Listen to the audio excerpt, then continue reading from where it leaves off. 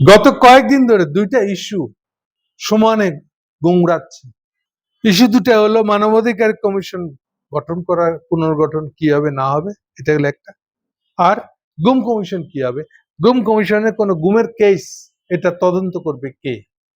প্রথম কথা হলো এই দুটা ইস্যুতে ইউনূস সাহেব যা হোক একটা আইন বানিয়ে দিয়ে গেছিলেন। তারেক রহমান ক্ষমতায় এসে এই দুইটাই আইন, আপনারা জানেন যে ইউনূস সাহেবের করা যে কোনো আইন যেদিন থেকে সংসদ প্রথম বসবে সেদিন থেকে 30 দিনের মধ্যে যদি সংসদে তোলা না হয় অ্যাজ এ নতুন বিল, ওই পুরানটাই প্রস্তাব পাশ করানোর হিসেবে যতক্ষণ পেশ যদি না করা হয় 30 দিনের মধ্যে, সংসদ শুরু হওয়ার 30 দিনের মধ্যে, তাহলে ওই ইউনূস সাহেব যা কিছু করবে সব আইন বাতিল হয়ে যাবে। এই হচ্ছে কনস্টিটিউশনাল নিয়মটা হলো এরকম। তারেক রহমানের সরকার এই দুইটা ইস্যুতে ইউনূসের আইনটাকে সংসদে তোলে নাই, যার সোজা কথা হলো আইন দুটা বাতিল হয়ে গেছে। 30 দিন পার হয়ে গেছে সংসদ 30 দিন পার হয়ে যাওয়া মানে এই বিষয়ে কোনো আইন নাই এখন। প্রথম প্রশ্ন হলো তারেক কেন এইটাকে আইন বাদ দিল, বা আইন হিসেবে বাদ দিল কেন। তারেক ব্যাখ্যা করতেছে যে এটা নিয়ে তারা আরো ভালো করে আইনটা বানাবে, সেই জন্য। ভালো হতেই পারে, কিন্তু যেই প্রশ্নের উত্তর সে দিতে পারছে না সমাজের কোনো কর্নারে, এমনকি বুকে হাত রেখে কোনো বিএনপির কর্মী বলতে পারবে না যে তাদের সরকার এটা ভালো আইন করতেছে। এটা নিয়ে তারা যে আইনটা করেছে, মানে প্রস্তাব করেছে, এখন আইন পাশ হয়ে যায়নি। সেটার সবচেয়ে বড় গন্ডগোলের জায়গাটা হচ্ছে যে একটা লোক গুম হয়ে গেছে, এখন এই গুমের বিচার তো পরে, তদন্ত করবে কে? পুলিশের দিক থেকে, সেক্রেটারিয়েটের দিক থেকে, আমলাদের দিক থেকে। আমরা তো চাইবেই না তদন্ত আমরা ছাড়া আমরা অন্য কেউ কেমনে করবো। শুনে মনে হয় ঠিকই তো কইছে, পুলিশই তো তদন্ত করে, পুলিশ বাদ দিয়ে কে তদন্ত করবে? সারা দুনিয়ার আমলা মাত্রই সবচেয়ে নিকৃষ্ট সমাজের মানুষটার নাম হলো আমলা। এদের কাজই হচ্ছে একটা সহজ জিনিসকে প্যাচ দিয়ে ধরা আর ওইটা নিয়ে ঘুষ খাওয়া। আর নিজেদেরকে কেউ যেন, পাবলিক যেন তাদের অপরাধ ধরতে না পারে, তাদেরকে জবাবদিহিতার আওতায় না আনতে পারে, এর তাবৎ বন্দোবস্ত করা তাদের কাজ। আর তৃতীয়ত, বা এটাই প্রথম তাদের কাজ, পলিটিশিয়ানের আড়ালে লুকাবে। যারা মন্ত্রী হয়ে আছে তাদেরকে চুরি করে রাস্তা দেখাই দিবে, বিনিময়ে তারও পয়সা আর তারও আরাম, কারণ তাকে তো জব্দি করতে হবে না, জব্দি করবে রাজনীতি। এই হলো খাসিলত। বাইরে তাদের নাম খুব সুন্দর,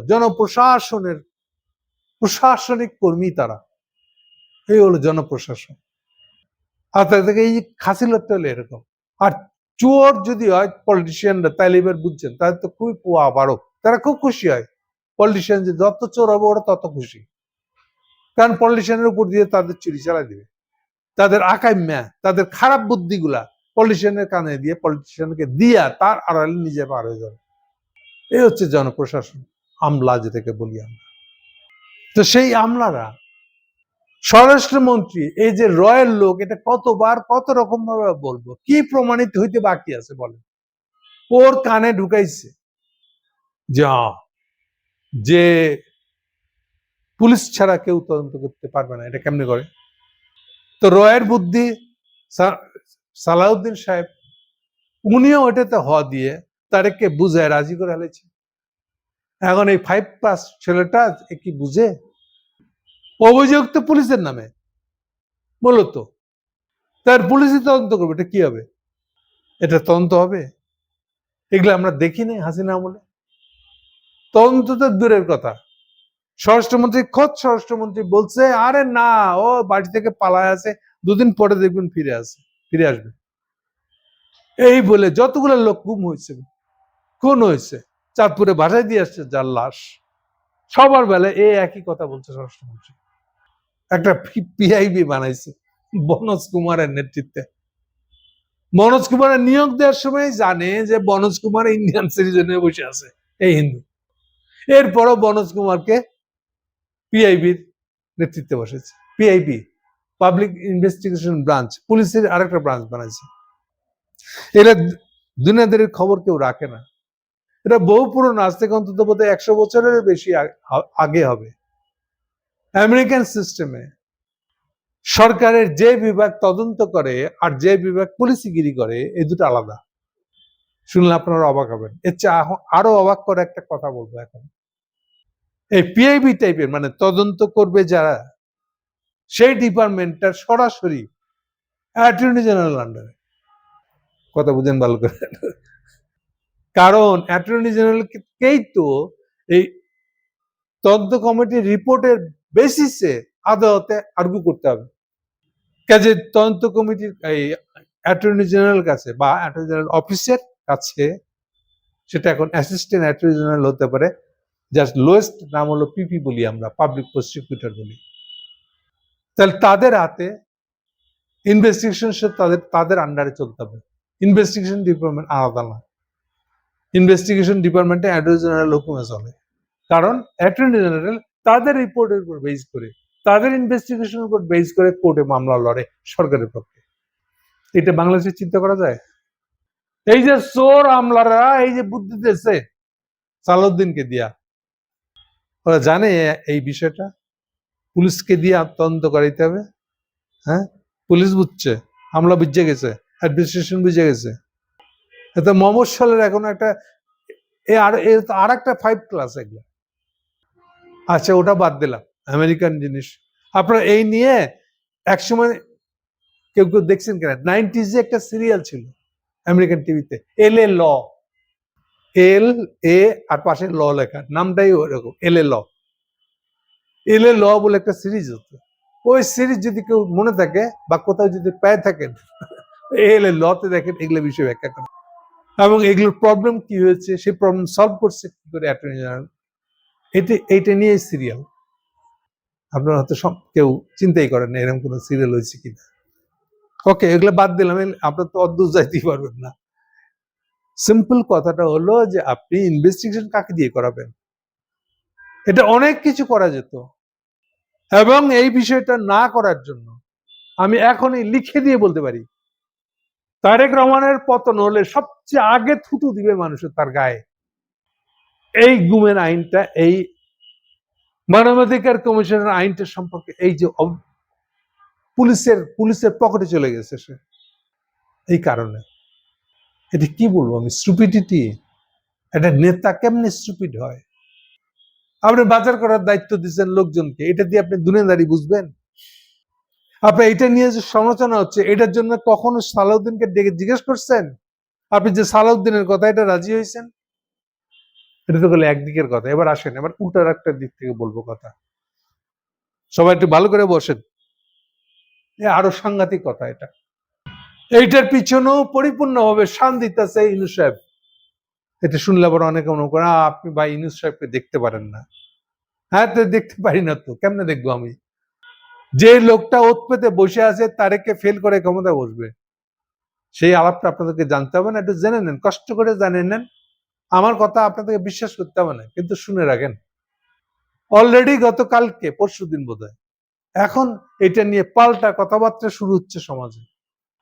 আচ্ছা, 11 দলরা নিজের করতে পারতো না এই আলোচনা? না, তারা এটার জন্য ডিপেন্ড করছে 2টা এনজিওর উপরে। কেন? ইউনূস সাহেব জানে না যে বাংলাদেশের এখনকার এনজিও মানে ইন্ডিয়া রয়ের হাত ধরে যে টাকা আসে তাই? আমি আবার বলছি, কান খোলা করে শোনেন সবাই, বাংলাদেশের সমস্ত এনজিও এখন রয়ের টাকায় চলে, রয়ের হাত দিয়ে আসা আমেরিকান টাকায় চলে। এটা জানা সত্ত্বেও কেন আপনারা 11 দল কালকে যে সমালোচনা করলেন গুমের বিষয়ে, সেই আলোচনায় কেন এনজিওদের সাথে করতে গেলেন? কেন আপনি নিজেরা করতে পারতেন না? আপনাদের টাকা পয়সা এটার জন্য কয় টাকা লাগছে? এনজিও কেন? এইটাই তো প্রমাণ করে যে এটার ভিতরে ইউনূস আছে। কাদেরকে দিয়ে করছে এটা খোঁজ করে দেখেন, তাদের ব্যাকগ্রাউন্ড। আমি নাম বলবো না, আপনাদের মুরত থাকলে খোঁজ করে দেখেন। পলিটিক্স করতে গেলে এনজিও কে কোন এনজিও করে তাই যদি না জানেন, তাহলে আপনি এটা আপনি রাজনীতি করার যোগ্য না। ওইখানে গিয়ে নিজের মুখ দেখায় ভাবেন না যে আপনার দলটা খুব বিখ্যাত হয়ে গেছে এখন। এটা হলো প্রথম কড়া সমালোচনা আপনাদের বিরুদ্ধে। আপনারা যে অযোগ্য, আপনারা কিছুই করতে পারবেন না তারেকের বিরুদ্ধে। তারেক এক অযোগ্য, তার বিরুদ্ধে আপনারা এক অযোগ্য। কেন আপনারা এনজিওর সাথে যাবেন? বুঝেন না? এনজিও মানে আরামে টাকা পাবেন। এই ধরনের সেমিনার করতে কয় টাকা লাগে? আর এই টাকা যদি আপনার জোগাড় না করতে পারে, পলিটিক্স করতে আসছেন কেন? এমপি হয়েছেন কেন? এবার থার্ড পয়েন্ট শোনেন। মানে এই ছেলেটাকে নিয়ে আমি কি বলবো? মীর কাসেম আলী মারা গেছেন, ফাঁসি দিয়ে দেওয়া হয়েছে তাকে মিথ্যা করে। জামাতের সমস্ত ফাইন্যান্সের মালিকানা যার নামে ছিল, সৎভাবে উনি জামাতের সম্পত্তি রক্ষা করে গেছেন। তার ছেলে আরমান গুম হয়ে গেছিল, না হলে বোধ 8 বছর গুম ছিল। কপাল ভালো যে জীবিত ফেরত আসছে। এই আরমান ওই মিটিং এ ছিল। আরমান যখন প্রথম বের হয় জেল থেকে, মানতে সে বেঁচে আছে, খোঁজ পাওয়া যায় যখন হাসিনা পতনের পরে। আমি বারবার তাকে একটা কথা বলছি যে আপনি পাবলিকের সামনে আসলে কাঁদেন কেন? মানে বুঝেন না কাঁদার সাইকোলজি কি? আপনি স্ট্রং থাকবেন, স্টাউট থাকবেন। যে লোকটা মৃত্যুর মুখ থেকে ফেরত আসছে সে লোক কাঁদবে কেন? আপনার কান্নাটা মানুষের অসহায়ত্ব প্রকাশ পায়। যেখানে দরকার আপনার সাহস, অধ্যত্ত, যা আপনাকে মারতে পারে নাই তারা, আপনি কাঁদতেছেন। আপনি খুবই দুর্বল ব্যক্তিত্বের মানুষ। এইটা আরেকবার কালকে প্রমাণ হয়েছে। কালকে ওখানে আপনি বলছেন, দাবি করেছেন, আবার সেই পুরন কথা, ডিপ স্টেট। এই যে আলী রিয়াজ আর একটা আমেরিকান এজেন্ট, আপনাদের একটা শব্দ শিখাই দিয়ে গেছে, deep state. What is deep state? কি বলতে চান এটা দিয়ে? সরাসরি বলে দিই, এত আড়ালে কথা বলে তো লাভ নাই। ডিপ স্টেট বলতে আপনারা আর্মি বুঝাইতে চান, ঠিক আছে, ডাইরেক্ট বলেন না আর্মির কথা, ডিপ স্টেট বলেন কেন? আপনি বলতেছেন ডিপ স্টেট এখনো পাওয়ারফুল, কি করে বুঝলেন? এই তারেকের এই গুমের আইনটা দেখে আপনি বুঝছেন। আপনি একজন ব্যারিস্টার, আপনার কাছ থেকে এই নাদানি কথাবার্তা কেউ আশা করে না। আপনি রাষ্ট্র কি করে চলে, কোন কথা বলতে হয়, কোন কথার কি মানে হয়, এটা যদি না বুঝেন আপনি কিসের ব্যারিস্টার? আপনি এবার আপনি কান্দেন কেন বুঝছেন? এবার আসল একটা কথা সবাইকে বলি, কান কালা করে শোনেন। আরমান আপনিও কান কালা করে শোনেন। ডিপ স্টেট আর্মিকে দোষারোপ করতেছেন। আর্মিরাই এখনকার এই গুমের ইয়েটা পুলিশের হাতেই নিয়ন্ত্রণ রাখতে হবে, তাই বলতে যাচ্ছেন আপনি? কান খুলে শুনুন। আপনাদের দলের লোকও আর্মির সাথে জড়িত। আবার বলছি, আপনাদের দলের লোক, আপনাদের দলেরও একটা অংশ আপনার ডিপ স্টেটের ভিতরে তারাও আছে। ডিপ স্টেট মানান, খুব পপুলার শব্দ, এটা বলবেন আর কাঁদবেন হ করে যে আপনি খুব দুস্থ মানুষ। ডিপ স্টেটটাই সব শেষ করে দিল। হাসিনা আমলে গুম খুন কি ডিপ স্টেট করছে? এটা কার সিদ্ধান্ত? আপনি না ব্যারিস্টার? এটা কি আর্মির সিদ্ধান্ত অনুযায়ী গুমগুলো হয়েছে? আপনারা কোর্টে গিয়ে, আইসিটি কোর্টে গিয়ে বলতেছেন হুকুমদাতা হলো হাসিনা। তাহলে কি হলো এটা? এই তাজুল সমস্ত কোর্টে গিয়ে বা এখনকার কোর্টে গিয়ে প্রত্যেকটার কেসের বেলায় মূল হুকুমদাতা হাসিনার নাম করতেছেন না আপনি? আপনি লয়ার, এটা দেখেন না, বুঝেন না? আপনি ডিপ স্টেট মারান, ষড়যন্ত্র তত্ত্ব মানান। আর এই যে ডিপ স্টেটের নামে আপনারা হচ্ছে হাত ঢুকাইছেন এখন। এই শফিক রহমান এখন কি মনে করে নিজে বিরাট কুতুব হয়ে গেছে? ইউনূস সাহেব তারে ধরে নিয়ে এসে প্রধানমন্ত্রী বানাই দিবে, আর বাকি সব বাংলাদেশের মানুষ আঙুল চুষবে বসে বসে। এত নিজেদেরকে বুদ্ধিমান মনে করেন কেন? তাহলে কেউ জানবে না? ডিপ স্টেট মারান। আপনার পুরো দল এখন ডিপ স্টেটের সাথে জড়িত। বুঝে শুনে কথা বলে। ভাবতেছেন যে এগুলো কথা আপনি এখন তারেকের অযোগ্যতার কারণে আপনারা যা বলবেন এগুলো দিয়ে চালাই যেতে পারবেন। আর ইউনূস মিয়া আপনাদেরকে ধরে নিয়ে তারেকের পতনের পর আপনাদেরকে সরকারে বসায় দিবে। সরকারে যদি বসাও দেয়, আপনারও 1.5 মাসের মধ্যে পতন হবে আপনাদের। 1.5 মাসও পারবেন না। এটা দুনিয়াদারি বুঝেন। নিজে হাতে বাজার হাট আপনারাও করেন না, প্র্যাকটিক্যাল জীবনের ধারণা আপনাদেরও নাই। ব্যারিস্টারি করে খান, কেস লড়েন, কেস লড়লে বুঝতেন। কাকে দোষ দিচ্ছি না? ডিপ স্টেট বলে আপনি আজব একটা কথা, আপনি কমিউনিস্টদের মতো ষড়যন্ত্র তত্ত্ব বুঝতেছেন। কিছু হলে একটা ষড়যন্ত্র তত্ত্ব, ডিপ স্টেটের জন্য এটা হয়েছে। এখনকার আর্মির কম্বিনেশনে কোনো একটা আর্মির লোক নেই এটার ভিতরে তারেকের সাথে। আমি নিশ্চয়তা দিচ্ছি আপনাদেরকে। তারেক কি আইন করবে এইটার ব্যাপারে আর্মির দিক থেকে কোনো সেকশন নাই, কোনো ফ্যাকশন নাই যে তারেকে ডিকটেট করে বা আবেদন করে বলে যে এটা করে। দেখা দিতে বললে আমাকে চ্যালেঞ্জ করেন, আন্দাজি কথা বলেন না। আর এই যে গুমরটা ফাঁস করে দিলাম, বাংলাদেশে কত উন্নতি হয়েছে দেখেন না। জামাতে ইসলাম সেও ডিফিসিয়েট হয়েছে এখন, বুঝছেন কি বলছে? এবার এটা নিয়ে আধা ঘন্টা একা একা দরজা বন্ধ করে আয়নার সামনে দাঁড়ায় চিন্তা করেন। এটা এত সস্তা ভাবেন না, রাজনীতি এত সস্তা জিনিস না। আপনি ভাবছেন ওখানে একটা সেমিনারে জয়েন করে তারেকের বিরুদ্ধে কড়া বক্তব্য দিয়েছেন, আপনার বিরাট হিরে হয়ে গেছেন। আপনার তারেকের চেয়েও বাজে লোক একটা, তারেকের চেয়েও আপনারা অযোগ্য রাজনীতি বোঝায়। এই জন্য তার ইউনূসের হাতে পড়বেন আপনারা, ইউনূস আপনাদেরকে ক্ষমতায় নিয়ে যাবে। নিজেরা কত অযোগ্য একটু বুঝে দেখেন। আপনি ভাবতেছেন ইউনূসের হাত ধরে গেলে পরে আচ্ছা আমরা তো যাই করি, আমরা তো জঙ্গি হব, আমেরিকার হাত ধরে গেলে তো আর জঙ্গি হব না, এই ধান্দা করতেছেন আপনারা।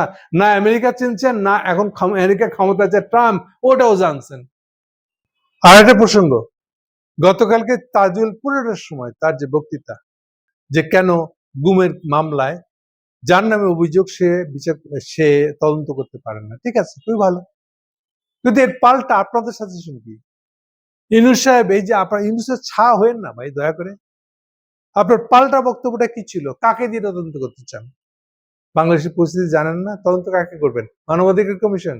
তো ওটাও তো সরকারের নিয়োগিত একটা, নিয়োগ দেওয়া একটা প্রতিষ্ঠান, একই অভিযোগ উঠবে। এটা কিছুটা এই অভিযোগ খারিজ হতে পারে যদি ডাইরেক্ট সুপ্রিম কোর্টের আন্ডারে কোনো তদন্ত কিছু ঘুমের বেলা তদন্ত করবে, তার এটা পিকচারটা হতে হবে। আর এটা দিয়েও কিছু হবে না। আলটিমেটলি মানুষকে বুঝতে হবে, অন্তত যারা আপনাদের মতন কর্তা তাদেরকে বুঝতে হবে যে ইনস্টিটিউশন তৈরি, বিশ্বাসযোগ্য ইনস্টিটিউশন তৈরি ছাড়া এখান থেকে আমরা কখনো বেরোতে পারবো না। একটা বিচারক জন্য চাইলে ঘুষ খায় একটা সরকার বা একটা প্রধানমন্ত্রী তার লগে লাইন করে তাকে একটা রায় দিয়ে নিতে পারে, তাকে যেন একটা ইনভেস্টিগেশনে প্রভাবিত করতে না পারে। এই ধরনের চর্চা, অভ্যাস, সোশ্যাল রেজিস্ট্যান্স এগুলো লাগবে। ওকে, প্রথম তার মানে কথা হলো যে আপনারা কাকে দিয়ে করবেন?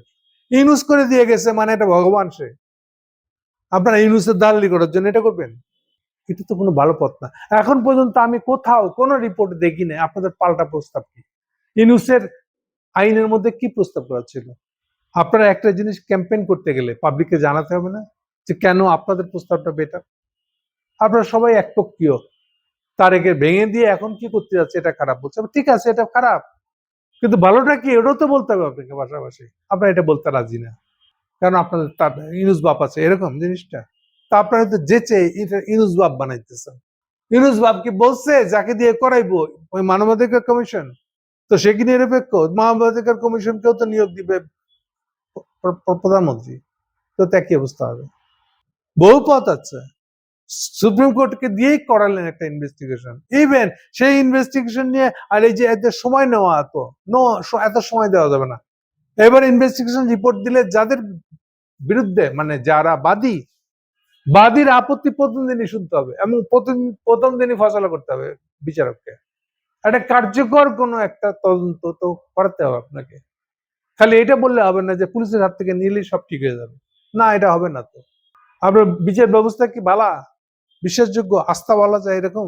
না, ওটা তো নষ্ট করে দিয়ে গেছে হাসিনা। এমনি আগে থাকতে এটা দুর্বল ছিল, এরশাদের আমলে এটা দুর্বল হতে শুরু করছিল সকল সংস্কারের নামে।